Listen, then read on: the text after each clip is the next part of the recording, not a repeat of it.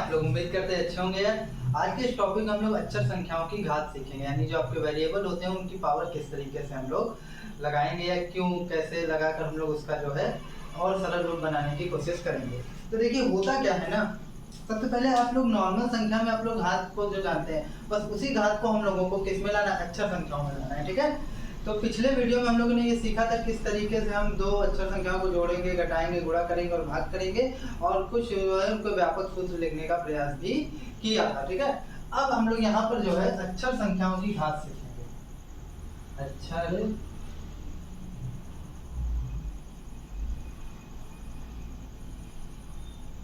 संख्याओं की घात थोड़ा सा समझिए। पिछले वीडियो में थोड़ा सा एक मिस्टेक हो गई थी, उसमें जो मैंने आयत का परिमाप बताया था, तो वो था आयत का परिमाप होता है जो वो होता है 2 लंबाई प्लस चौड़ाई। तो इसमें मैंने लंबाई और चौड़ाई को L और B मान लिया था, L प्लस B लिख दिया था। ये भी गलत नहीं है, लेकिन प्रॉब्लम क्या थी ना, जो लंबाई और चौड़ाई वो पहले से दी हुई थी, तो L और B ना रखकर बस यहाँ पर X और Y रखना था। तो ये चीज़ आप लोग ध्यान दीजिएगा कि L और B ना रखकर X और Y रखना होगा। ठीक है, तो आइए अब हम लोग अपने टॉपिक पर आते हैं। तो सबसे पहले अक्षर संख्याएं तो आप जानते हैं कि अक्षर संख्याएं क्या होती हैं। अब इसकी घात समझते हैं। सबसे पहले ये समझिए घात क्या होती है। देखिए, जब हम लोग बार बार जोड़कर परेशान हो गए, जैसे कोई भी चीज़ बार बार जोड़ी जाती है सेम चीज़, तो एक समय आता है कि इंसान ऊब जाता है। तो जब हम लोग बार बार जोड़ के परेशान हो गए तो हम लोग गुणा का निर्माण किया, जैसे 1 2 3 4 5। जैसे 2 को कितनी बार जोड़ना है भैया, 5 बार जोड़ना है। तो हम लोगों ने क्या किया, जितनी बार जोड़ना है उसको और फिर जिसको जोड़ रहे हैं उसका गुणा करा दिए, तो 5 दूनी 10, दोनों सेम चीज है। तो इस तरीके से हमारा काफी समय बच गया। जब हमारा समय बच गया तो यहाँ से हम लोगों ने गुणा का निर्माण किया। किसका निर्माण किया, गुणा। जैसे 3 को अगर सबको 3 बार जोड़ना है तो 3 को कितनी बार जोड़ना है भैया, 3 बार जोड़ना है, और 3 को जोड़ना है तो 3 गुणे 3 9। अब देखिए, जब आप सेम चीज जोड़ जोड़ के परेशान हो गए तो आपने गुणा का निर्माण किया या मैथमेटिशियनों ने गुणा का निर्माण किया, तो क्या हुआ, इससे हमें काफी हमारा समय बच गया। हम यूं कह सकते हैं कि जो जोड़ होता है वो गुणा का संक्षेप रूप यानी शॉर्टकट नियम होता है। ठीक है, अब वहीं से क्या हुआ, जब हम लोग बार बार गुणा करके थक गए, सेम चीज का बार बार गुणा करके थक गए, तब हम लोगों ने घात का निर्माण किया, यानी पावर का निर्माण किया, यानी घातांक का निर्माण किया। जैसे 1 2 3 4, 3 का गुणा कितनी बार, 4 बार, तो इसको हम लोग लिखते हैं 3 की पावर 4। ठीक है, इसका मतलब होता है 3 का गुणा 4 बार होना चाहिए। बस उसी को हम लोग बार बार गुणा करते हुए देखते हुए कि वो बड़ा लंबा होता है, तो इसलिए हम लोग इसको थोड़ा शॉर्टकट रूप घात के रूप में लिख देते हैं। तो बार बार गुणा की क्रिया ही, सेम संख्या को बार बार गुणा करना ही घात रूप में लिखा जाता है। ठीक है, घात रूप और कुछ नहीं है, बस सेम संख्या को बार बार गुणा करना होता है, जिसको हम लोग घात का रूप दे देते हैं। ठीक है, अब देखिए ऐसे आप कोई भी बना सकते हैं। 3 बार है तो आप इसको 5 की घात 3 लिख सकते हैं। अब समझिए, जैसे ये है 5 की घात 3, क्या है 5 की घात 3, तो इस 5 की घात 3 में जो 5 है, ये जो 5 की घात 3 में जो आपका 5 है, 5 को आप लोग बोलेंगे आधार। क्या बोलेंगे भैया, आधार बोलेंगे। और आधार को इंग्लिश में हम लोग कहते हैं बेस। क्या कहते हैं, बेस। और जो आपका ऊपर, ये जो ऊपर साइड लगा हुआ है ना 3, ये 3 क्या होगा, आपकी घात होगी। घात को हम लोग इंग्लिश में कहते हैं एक्सपोनेंट। क्या कहते हैं, एक्सपोनेंट। ठीक है, और इसी को हम लोग पावर के नाम से भी जानते हैं। ठीक है, दोनों एक ही चीज है, तो कंफ्यूज मत होइएगा। ठीक है, अगर आपको इसको पढ़ना है तो आप कैसे पढ़ेंगे, 5 की घात 3, और यहाँ पढ़ना है तो 3 की घात 4। ठीक है, ऐसे कितना भी हो सकता है। अगर 10 बार हो, 5 गुणे 5 गुणे 5, कितनी बार भैया, 10 बार हो, कितनी बार हो, 10 बार हो, तो आप इसको लिख सकते हैं 5 की घात 10। ठीक है, 5 की घात 10। तो कंफ्यूज मत होइएगा, जितनी बार होता है, जिस नंबर को आप जितनी बार गुणा करा रहे हैं उसको लिखिए, जिस नंबर को आप गुणा करा रहे हैं और जितनी बार करा रहे हैं उसकी पावर उतनी हो जाएगी। ठीक है, ठीक है, आप देखिए आगे थोड़ा सा। 2 स्पेशल घात होती हैं, 2 स्पेशल पावर होती हैं, जिसको हम लोग कहते हैं स्क्वायर या क्यूब, यानी कि वर्ग, 5 का वर्ग या 5 का घन। अब सवाल ये उठता है क्या इसको हम लोग 5 की घाते 2 या 5 की घाते 3 कह सकते हैं? बिल्कुल कह सकते हैं, लेकिन इसको एक स्पेशल केस में इसको 5 का वर्ग यानी 5 का स्क्वायर और 5 का घन यानी 5 का क्यूब कहते हैं। तो जरा समझिए इसको 5 का वर्ग क्यों कहते हैं, ठीक है, क्योंकि आगे हम लोग अक्षर संख्या में भी यही करेंगे।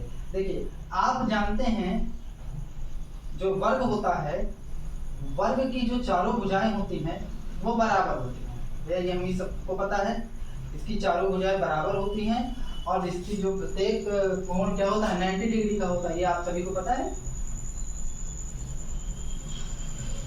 अब समझिए थोड़ा सा कि वर्ग क्या होता है, पहले वर्ग समझिए। वर्ग एक प्रकार का चतुर्भुज होता है, क्या होता है? चतुर्भुज। तो यहाँ हमको वर्ग का क्षेत्रफल निकालना है, तो वर्ग के क्षेत्रफल का फार्मूला होता है, वर्ग का क्षेत्रफल का फार्मूला जो होता है वो होता है भुजा की घाते 2, ठीक है। अब समझिए, मान लेते हैं इस वर्ग की जो एक भुजा है वो 5 सेंटीमीटर, 5 ही मैं मान रहा हूँ, आपका काम करिए कुछ बदल के मान लीजिए 4 सेंटीमीटर है, ठीक है।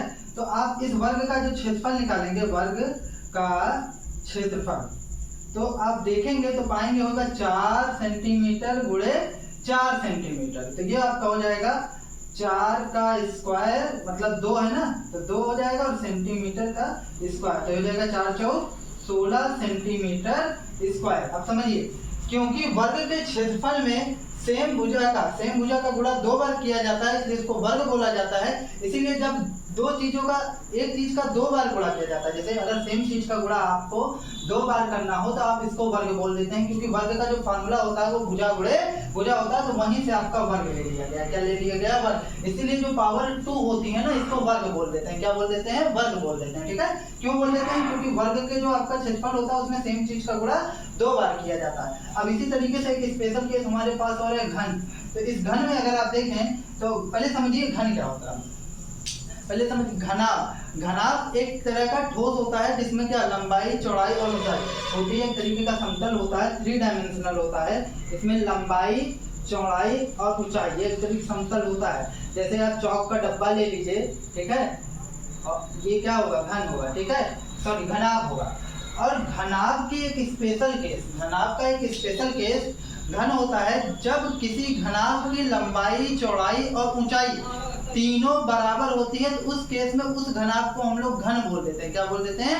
घन बोल देते हैं, ठीक है। तो अब क्या होगा, जब आप घन का आयतन निकालेंगे तो घन का आयतन का सूत्र होता है, घन का आयतन का सूत्र होता है, क्योंकि घन में भैया 3 भुजा होती है। कौन कौन सी? लंबाई, चौड़ाई और ऊंचाई।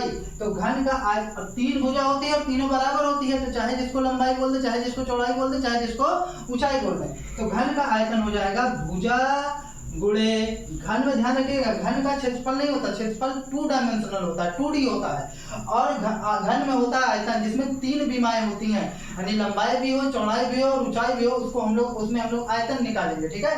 तो भुजा गुणे भुजा। अच्छा, सिंपल अगर घनाभ का आयतन निकालना होता तब क्या फार्मूला होता? तब फार्मूला होता लंबाई गुणे चौड़ाई गुणे ऊंचाई, क्योंकि तीनों अलग अलग है, लेकिन यहाँ तीनों अलग एक ही अंग घन में, इसलिए इसको हम लोग भुजा गुणे भुजा कहते हैं। तो देखिए घन के आयतन में क्या होता है? सेम चीज का गुणा 3 बार होता है। कितनी बार होता है?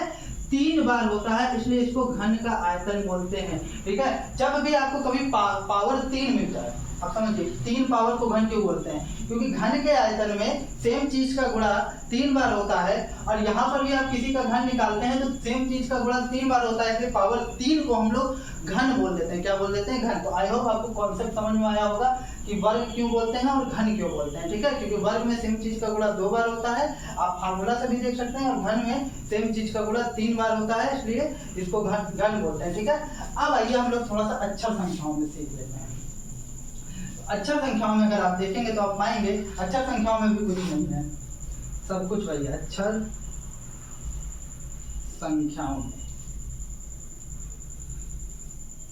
अक्षर संख्याओं में आप देखेंगे तो पाएंगे कि x गुणे x है, तो ये हो जाएगा x क्यूब या x का घन बोल सकते हैं। y गुणे y, तो इसको आप कह सकते हैं y स्क्वायर या y का वर्ग बोल सकते हैं, y की घात 2 भी बोल सकते हैं, लेकिन ये 2 स्पेशल केस हैं। एक बात जानिए, अगर x टू द पावर 1 है तो इसको x टू द पावर 1 ना लिखकर केवल x लिख देते हैं। केवल क्या लिख देते हैं? x लिख देते हैं, ठीक है। अब इस पे रिलेटेड हम लोग कुछ क्वेश्चन देखेंगे। तो आइए अब हम लोग देखते हैं कि किस तरीके से हम लोग अक्षर संख्याओं को घात के रूप में लिख सकते हैं। तो थोड़ा समझने का यहाँ प्रयास करिए, बहुत मजा आएगा।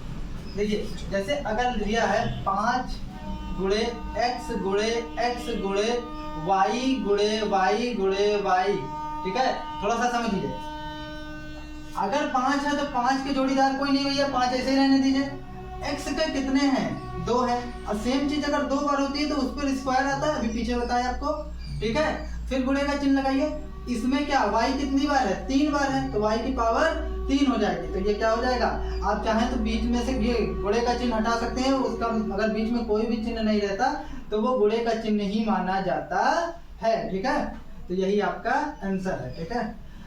अब इसी तरीके से अगर आपको ये दे दे m गुणे m, तब आप क्या कहेंगे, तो ये हो जाएगा m कितनी बार है, 3 बार है, तो पावर 3। अच्छा एक क्वेश्चन ये दे दे अगर आपको कि 5 into x into x into y into y into y into y into x, तब आप क्या लिखेंगे, उस केस में आप क्या लिखेंगे, तो 5 है, 5 को ऐसे ही रहने दीजिए। फिर आपका x है, x कितनी बार है, कितनी बार है, 1 2 3, कहीं भी हो सकता है, अगर गुणे में है तो वो कहीं भी हो सकता है, वैसे भी वो क्रम विनिमय नियम पालन करता है। तो ये हो जाएगा घात 3 यानी क्यूब, ठीक है, या घन पढ़ देते हैं इसको। और y कितनी बार है, 3 बार है, तो y का भी घन होगा, वो भी मल्टीप्लाई में ही, ठीक है। अब आप चाहें तो बीच में से ये मल्टीप्लाई का साइन हटा सकते हैं, नहीं रहता तो माना जाता है। तो इस तरीके से आप अक्षर संख्या और संख्याओं को घात के रूप में लिख सकते हैं। संख्याओं को तो आप पहले ही जानते थे, अब अक्षर संख्याओं को भी सेम उसी तरीके से आप संख्याओं के रूप में लिख सकते हैं। अब आइए कुछ इस पर क्वेश्चन कर लेते हैं, फिर हमारा ये टॉपिक समाप्त हो जाएगा। रिलेटेड कुछ क्वेश्चन देखते हैं। देखिए यहाँ पहला क्वेश्चन है, निम्नलिखित को घातांकी रूप में लिखिए, ठीक है। पहले का पहला क्या है, c इंटू सी इंटू सी इंटू 5 बार। जरा समझिए, अगर 2 इंटू 2 इंटू 2 ऐसे रहता है तो आप इसकी 2 का क्यूब कर देते थे या 2 का घन, क्योंकि 3 बार रहता था। तो यहाँ कितनी बार है, 5 बार है, तो आप c लिख लीजिए। और जितनी बार होता है गुणे में सेम चीज, उतना ही उसके ऊपर घात हो जाती है। तो ये हो जाएगा 3 की घात 5, ठीक है। अब देखिए second number, 5 into a into a into b into b into b, 3 बार। तो यह है 5 into a into a into b into b into b। तो जरा समझिए, ये 5 है, अकेले है भाई, कोई नहीं है इसका साथी, तो ऐसे ही लिख दे, a का साथी a मिल गया, तो 2 बार है, तो यहाँ पर स्क्वायर यानी वर्ग हो जाएगा, a का वर्ग इंटू यहाँ पर हो जाएगा b, b कितनी बार है, 3 बार है, तो यहाँ b का घन हो जाएगा। अब आप चाहें तो बीच में से ये गुणे का जो चिन्ह है वो हटा सकते हैं, क्योंकि मैंने आपको पीछे बताया है कि x गुणे y, यानी अगर आप चाहे ऐसे लिख लीजिए चाहे ऐसे लिख लीजिए, बीच में गुणे का चिन्ह माना जाता है, ठीक है। नेक्स्ट देखिए थर्ड नंबर, 7 इंटू 7 इंटू 7, तो ये हो जाएगा 3 है, तो 7 का घन हो जाएगा, ठीक है। अब 4 नंबर, घात रूप में ही तो लिखना है, तो सबको घात रूप में लिख रहे हैं हम लोग। तो ये है t into y into y, ठीक है। तो अब देखिए t कितनी बार है, 2 बार है, तो t का स्क्वायर यानी t का वर्ग गुणे क्या है y, 2 बार है, तो y का स्क्वायर, ये हो जाएगा t स्क्वायर y स्क्वायर। देखिए एक चीज मैं और बता रहा हूँ, ये थोड़ा आगे अभी और डिटेल चलेंगे, क्योंकि मैं यही बताऊँ, अगर दोनों पर सेम घात हो तो आप t y करके ब्रैकेट में और बाहर ऐसे स्क्वायर लगा सकते हैं, ये भी आपका आंसर सही है। लेकिन अभी तक आप लोग यहीं तक जानिए, इसके बाद मैं इसको आगे बताऊंगा। तो ये भी आपका आंसर ठीक है, ये भी आपका आंसर ठीक है। अब नेक्स्ट क्वेश्चन देखते हैं, निम्नलिखित को गुणा के रूप में। देखिए अभी तक ऐसे था तो हम ऐसे बनाए, मतलब अभी तक फैला हुआ था तो इसको सुकोड़े थे, अब ये सुकुड़ा हुआ है, इसको फैलाएंगे, ठीक है। अब विस्तार होगा, मतलब ऐसे था तो ऐसे करें, अब ऐसे है तो इसको ऐसे करेंगे। तो चलिए देखते हैं, पहला नंबर दूसरे का पहला, a स्क्वायर b स्क्वायर, तो इसकी क्या हो जाएगा, a स्क्वायर, अब बीच में कोई चीज नहीं तो गुणा का मानते हैं, तो गुणा का लगाकर b स्क्वायर कर दें, फिर क्या हो जाएगा a into a into b, कितनी बार, 2 बार, तो b इंटू b, यही आपका क्या है आंसर। सेकंड नंबर क्वेश्चन देखते हैं, 9ab3, पहले तीनों अलग अलग चीज को गुणे से अलग अलग कर लीजिए। तो 9 को आप अलग करिए, बीच में a, फिर b इंटू b के क्यूब। अब इसको आप और तोड़ दीजिए, 9 को आप क्या लिख सकते हैं, 3 गुणे 3 गुणे a, अब b का घात 3 है तो मतलब b का घन, तो ये 3 बार हो जाएगा b गुणे b, तो ये आपका आंसर है। ठीक है, नेक्स्ट देखिए, नेक्स्ट और लास्ट 10x क्यूब, ये थर्ड नंबर है, सेकंड का last, 10x cube y cube z cube. तो आप पहले सबको अलग कर लीजिए, 10 into x cube into y cube into z cube. अच्छा, आप में से कुछ लोग कहेंगे इसको हम डायरेक्ट भी तो कर सकते हैं, हाँ बिल्कुल करिए, लेकिन मैं आपको स्टेप बाय स्टेप समझाते चलूंगा ना। आप कहें आपका मन हो तो यही 2 इंटू 5x इंटू एक्स एक ही स्टेप में खत्म कर दीजिए, लेकिन हम आपको एकदम डिटेल लेकर चल रहे हैं। तो ये हो जाएगा 2 इंटू 5, भाई 10 को तोड़ लिया, अब x को तोड़ने की बारी है तो x कितनी बार हो जाएगा, 3 बार हो जाएगा, x इंटू x। फिर y को तोड़ने की बारी है तो y इंटू y। अब z को तोड़ने की बारी है 3 बार, तो z इंटू z। तो इस तरीके से आपके 3 क्वेश्चन हो गए। अब लास्ट क्वेश्चन तीसरा नंबर हम लोग देखते हैं। ठीक है, हम लोग तीसरा नंबर क्वेश्चन देखते हैं। देखिए, पहला क्वेश्चन है आपका तीसरे का फर्स्ट, अगर आप देखें तो a इंटू डैश कितनी बार, n बार, कितनी बार, n बार। अब थोड़ा सा समझिए, समझेंगे तो मजा आएगा। देखिए, जैसे 5 इंटू 5 कितनी, अगर 5 बार रहता था, 1 2 3 4 5, तो 5 बार है तो जो जिसका आप गुणा करा रहे हैं और जितनी बार रहता था उतना वो घात वो चढ़ जाता था ना। तो यहाँ पर a का ही आप गुणा करा रहे हैं और कितनी बार करा रहे हैं, n बार, तो घात यहाँ क्या चढ़ेगी, n चढ़ेगी। क्या चढ़ेगी, n चढ़ेगी। क्यों, थोड़ा सा और समझ लीजिए। जैसे 2 गुणे 2 था, तो 2 का आप गुणा करा रहे थे, कितनी बार करा रहे थे, 3 बार करा रहे थे, इसलिए यहाँ घात कितनी चढ़ जाएगी, 3। इसी तरीके से यहाँ आप a का गुणा करा रहे हैं तो a पर घात आएगी, अब n बार करा रहे हैं इसलिए घात n चढ़ जाएगी। ठीक है, अब नेक्स्ट हम लोग देखेंगे, सेम क्वेश्चन है उसी के तरीके से, b into dash n bar. I hope इस आपको समझ में आया होगा, इसमें कोई अंतर है ही नहीं। तो b का गुणा करा रहे हैं, कितनी बार करा रहे हैं, n बार करा रहे हैं, तो घात n चढ़ जाएगी। ठीक है, थर्ड नंबर क्या है, 3 इंटू 4 इंटू a। अब जरा समझिए, 3 2 बार है तो 3 की घात क्या हो जाएगी, 2 हो जाएगी। ठीक है, 4 कितनी बार है, 2 बार है तो 4 की घात कितनी हो जाएगी, 2 हो जाएगी। यानी ये 3 का वर्ग भी पढ़ सकते हैं, इसको 4 का वर्ग भी पढ़ सकते हैं, और 4 की घात 2 भी गलत नहीं होगा। ठीक है, यहाँ पर a की घात 2 यानी a स्क्वायर यानी a का वर्ग हो गया। अब आप समझिए, आप इसको गुणे का चिन्ह बीच से हटा सकते हैं। ठीक है, अब थोड़ा यही आपका आंसर हो जाएगा। थोड़ा सा मैं एक चीज एक्स्ट्रा बता रहा हूँ तो इसको ध्यान दीजिएगा, आगे इस पर डिटेल चर्चा होगी। दोनों पर सेम घात है तो आप इसको ऐसे लिख सकते हैं, 3 इंटू 4 की पावर 2।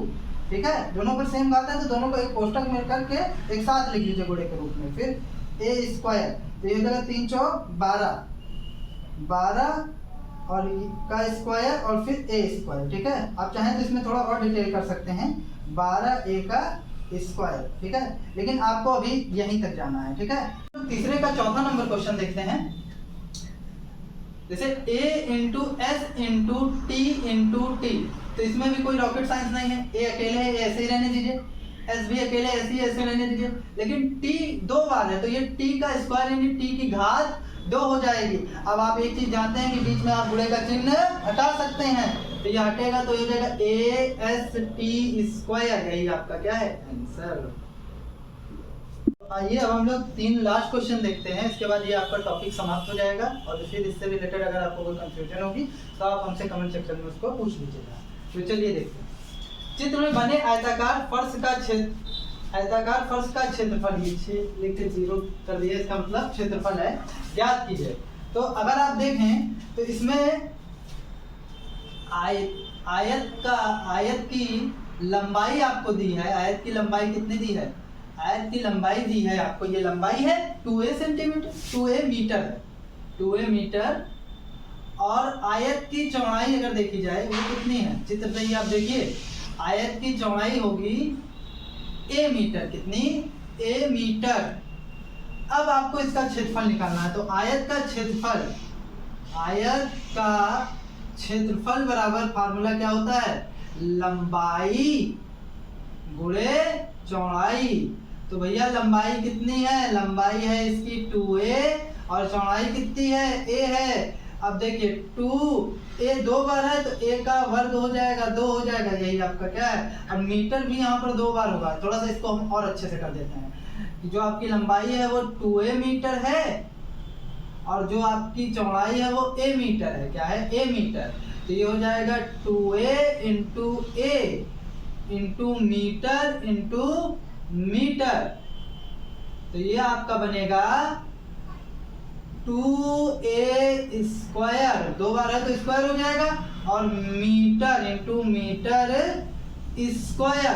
तो आप इसको ऐसे लिख सकते हैं 2a स्क्वायर मीटर स्क्वायर, या एक तरीके से और लिख सकते हैं 2a स्क्वायर वर्ग मीटर। स्क्वायर का मतलब मैंने बताया ना कि वर्ग होता है वर्ग मीटर। ठीक है, तो आइए नेक्स्ट क्वेश्चन देखते हैं।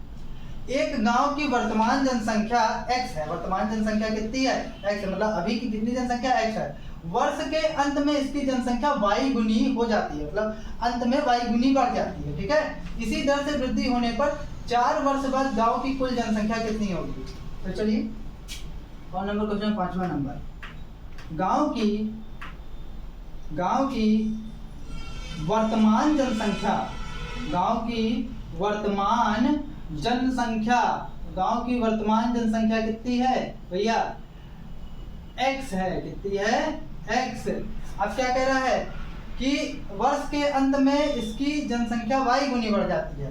तो पहले वर्ष, प्रथम वर्ष या फर्स्ट वर्ष गांव की जनसंख्या पहले x थी, साल का अंत हुआ तो y गुनी बढ़ गई। तो पहले वर्ष के अंत में गांव की जनसंख्या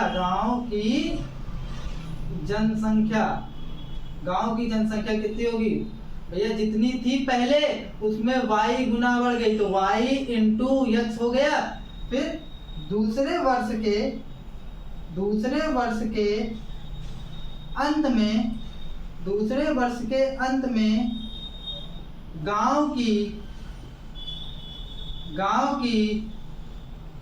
जनसंख्या, दूसरे वर्ष के अंत में, अब पहले वर्ष जितनी थी अब उसमें फिर y गुनी बढ़ जाएगी। तो क्या हो जाएगी, y इंटू फिर हो जाएगा y इंटू x। क्यों, पहले जितना था ये तो सबसे पहले थी, फिर y गुनी बढ़ी। अब जितनी पहले थी फिर उसमें y गुनी बढ़ गई ना, तो दूसरे वर्ष का भी निकल गया। इसी तरीके से तीसरे वर्ष के अंत में गांव की जनसंख्या जो होगी अब इसमें y गुनी बढ़ जाएगी। y इंटू जितनी थी पहले अब इसमें y गुनी बढ़ाइए, y इंटू x हो गया। ठीक है, अब आपको चौथे वर्ष में पूछा ना, तो चौथे वर्ष में जो है अंत में गांव की जो जनसंख्या होगी वो फिर y गुनी बढ़ जाएगी। y इंटू अब जितनी पहले थी उतनी तो रहबे करेगी, y इंटू x। ठीक है, तो अगर आप इसको थोड़ा सा सॉल्व करेंगे तो आप पाएंगे कि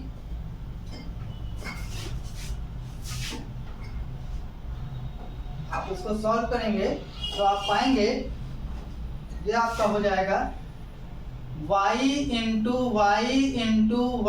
इंटू कितनी बार है, 1 2 3 4, तो 1 2 3 और ये 4 इंटू x।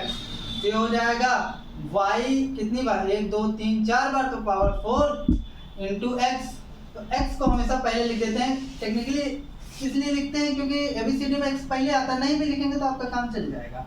x और y की पावर 4 हो जाएगी, बीच में सब मल्टीप्लिकेशन का साइन हटा सकते हैं। अब आप नेक्स्ट क्वेश्चन देखिए। एक व्यक्ति की वर्तमान आय रुपए a है। क्या है, वर्तमान आय मतलब अभी की a रुपए है। उसकी आय प्रतिवर्ष b गुनी हो जाती है। 3 वर्ष बाद उसकी आय क्या होगी, मतलब जैसे हम यहाँ y गुना करते गए, अब हमको क्या करना भैया, b गुना करते जाना है। अब कहाँ तक करना है, 3 वर्ष बाद तक करना है। तो इसका आंसर आप लोग स्वयं देंगे, तो इसका आंसर आप लोग कमेंट सेक्शन में दीजिए। अगर फिर भी आपको कोई दिक्कत आती है तो आप उससे बोलिएगा। That's all from my side.